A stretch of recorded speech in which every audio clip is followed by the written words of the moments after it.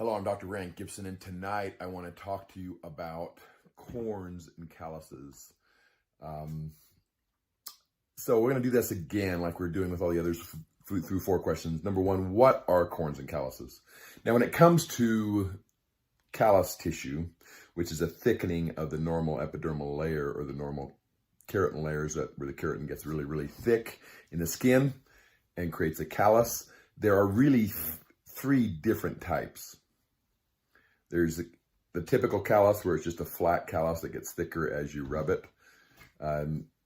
There's a porokeratosis, which is a callus that instead of being flat like this, it goes deep into a sweat gland and becomes almost like a thorn. And there's corns, which are actually a type of callus that are typically found between toes. So in fairness, a corn and a callus are exactly the same thing. But if you're going to designate something as a corn, it's going to actually be between toes, between the digits. And it's going to be from areas of rubbing on the digits. So calluses are a thickening of the tissue secondary to friction or irritation of that tissue. And it's the body's protection mechanism to prevent further injury.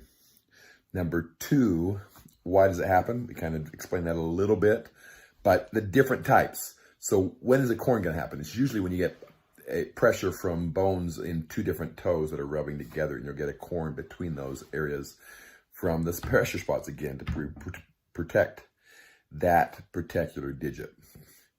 Porokeratosis, same type of thing. You're going to get pressure in that area, but because of the type of pressure, it actually goes deep and becomes almost like a thorn in the foot. So number 3, what can you do for it at home? Really, when it comes to calluses, there's really 3 different things you can do. There's actually reduce the friction. Different types of socks will do that. Changing shoes can do that. Padding can do that. There's even certain types of pads. We have gel pads that can be placed over them, those kind of things. I do not recommend that you use any of the corn removers because they actually contain a form of acid that actually will injure the tissue, not just the callus tissue, but it can injure good tissue as well and create sores.